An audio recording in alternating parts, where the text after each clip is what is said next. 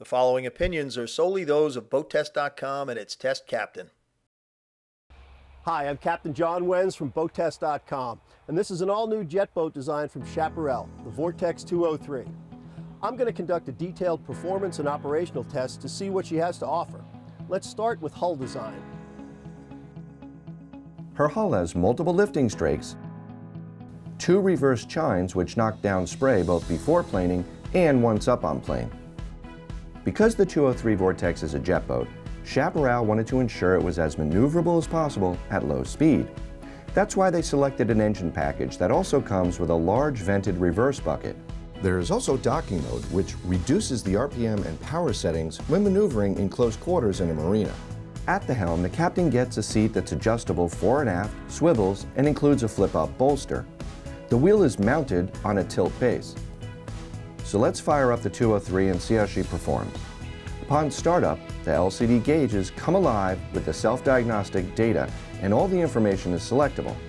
In addition to the LCD display, large analog gauges report speed and RPM, and to the sides, fuel and other functions are monitored.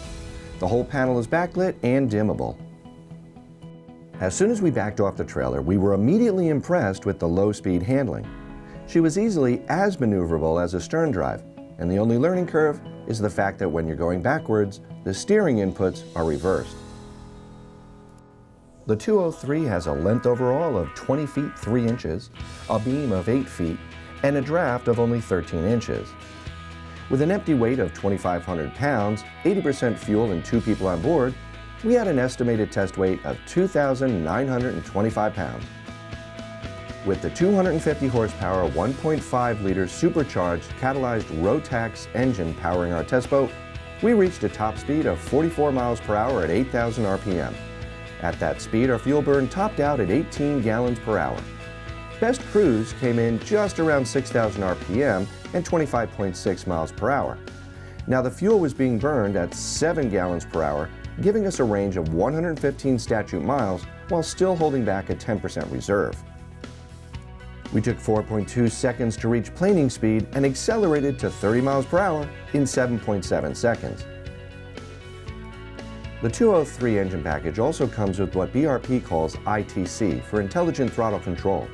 In addition to the docking mode already mentioned, it has cruise control, ski mode so that the perfect acceleration can be reproduced for each individual skier or wakeboarder, plus eco mode, which automatically picks the most economical speed for the boat's load and the sea conditions. She's a fun boat to drive and has punchy acceleration, much like a sports car. In turn, she leans 13 degrees and remains comfortable throughout. With only 1 1/4 turns from lock to lock, she's a remarkably agile boat, showing no tendency to spin out.